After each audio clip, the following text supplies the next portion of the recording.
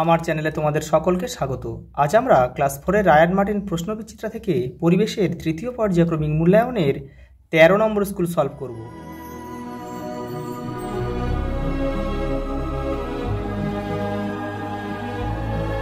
দেখো প্রথম প্রশ্ন, আমাদের দেশের উত্তর ভাগ জুড়ে রয়েছে হিমালয় পর্বত।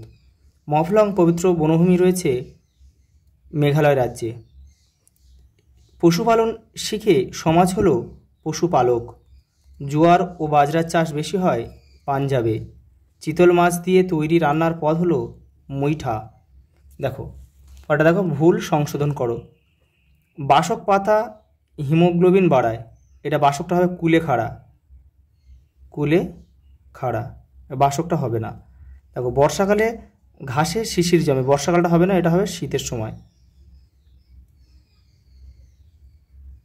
পরেরটা দেখো, ডোডো একটি পশু, এটা পশু হবে না, এটা হবে পাখি।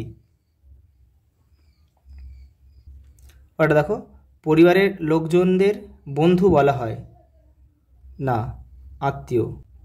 পরেরটা দেখো, যিশুর জন্মকাহিনী জীবন কাহিনী সাজানো আছে মন্দিরে, না এটা মন্দিরে হবে না, এটা হচ্ছে ব্যান্ডেল চার্চে। দেখো একটা ছক দিয়েছে, দেখো প্রকৃতি বীক্ষণ কেন্দ্র কোথায় অবস্থিত, রাজা ভাত খাওয়ায়। দেখো লেপচা মিউজিয়াম কোথায় অবস্থিত, কালিম্পংয়ে। দেখো গান্ধী স্মারক সংগ্রহশালা কোথায় অবস্থিত, ব্যারাকপুরে, উত্তর 24 পরগনা ব্যারাকপুরে। বৃষ্টির জল সংরক্ষণ মডেল কোথায় রয়েছে, রয়েছে দেখো এখানে দীঘাতে রয়েছে। আর আদিবাসী মানুষের সংগ্রহশালা রয়েছে রাঁচিতে। পরেরটা দেখো, শূন্যস্থান পূরণ করো। রেল ইঞ্জিন তৈরি হয় চিত্তরঞ্জনে, এটা হচ্ছে পশ্চিম বর্ধমানে অবস্থিত। বিষ্ণুইরা 29টি উপদেশ মেনে চলত।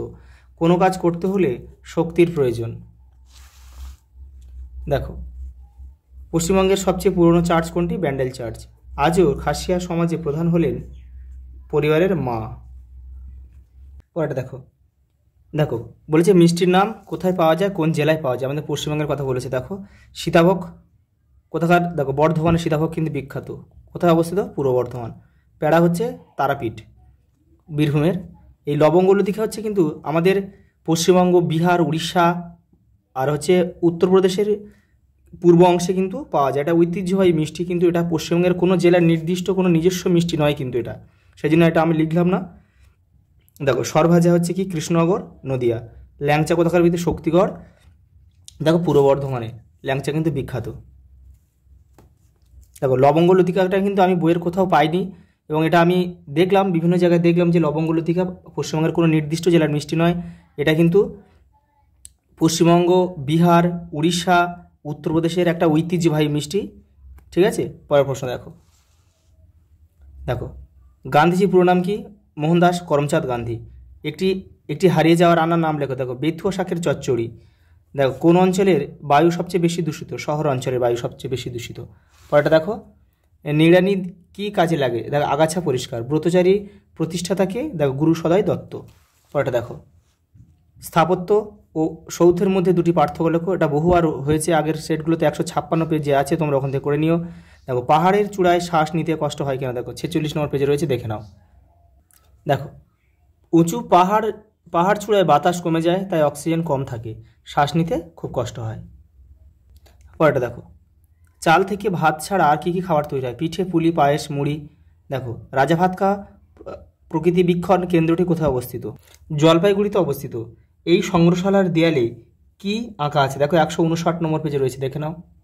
এই দেখো এই সংগ্রহশালার দেয়ালে সেই যুদ্ধের ছবি আঁকা আছে। কোন যুদ্ধ, ভুটানের রাজার সঙ্গে কোচবিহার রাজার যে যুদ্ধ হয়েছিল সেই যুদ্ধের ছবি কিন্তু এই কেন্দ্রে, এই সংগ্রহশালার দেয়ালে আঁকা রয়েছে।